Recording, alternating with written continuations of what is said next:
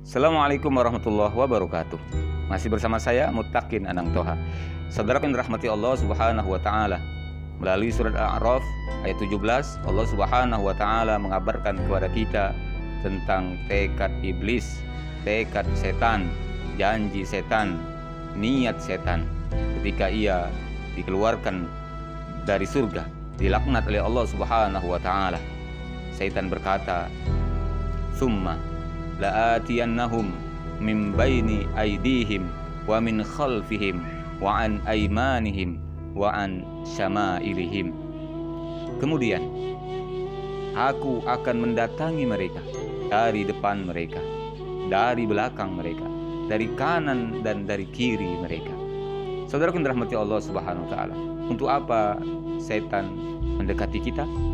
Agar kita lalai dari mengingat Allah, agar manusia jauh dari Allah Subhanahu wa taala, agar manusia terhalang ibadah kepada Allah Subhanahu wa taala, lupa bersyukur kepadanya.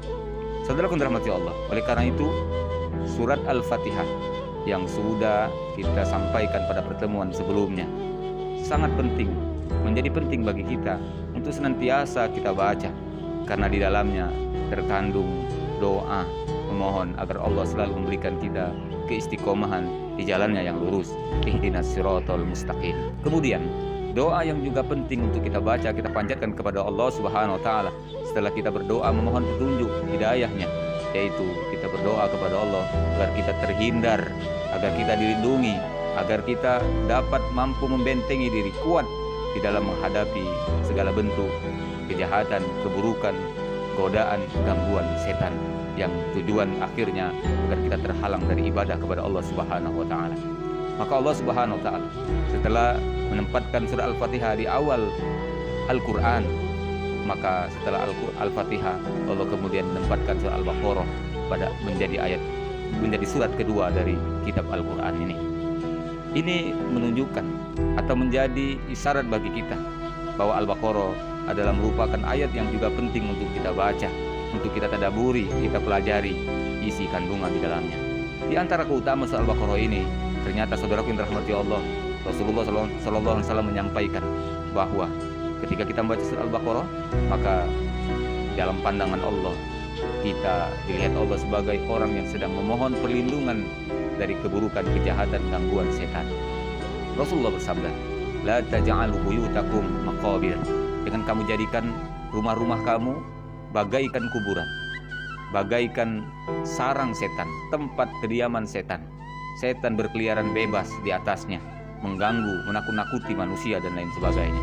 Maka Rasulullah mengingat kita, jangan berikan kesempatan setan ikut menginap, ikut tinggal dalam rumah kita, sehingga dia leluasa untuk membuat kita lupa, lalai, dan menghalangi ibadah kita kepada Allah Subhanahu wa taala.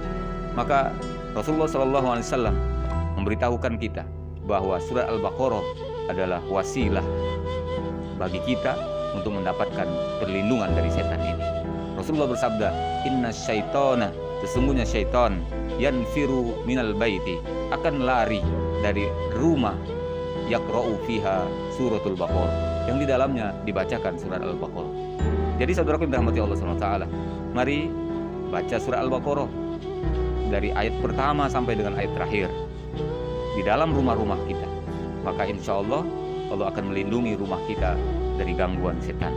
Atau setidaknya kita membaca setiap hari pagi dan petang 10 ayat dari surah Al-Baqarah, sebagaimana yang Rasulullah SAW sabdakan, barang siapa yang membaca 10 ayat dari surah Al-Baqarah, maka Allah akan melindungi dirinya dan rumahnya dari gangguan setan.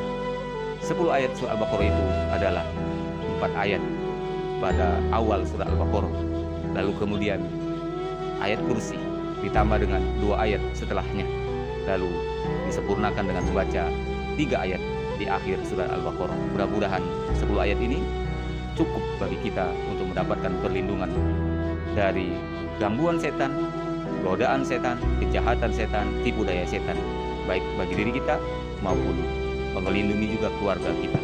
Amin ya rabbal alamin.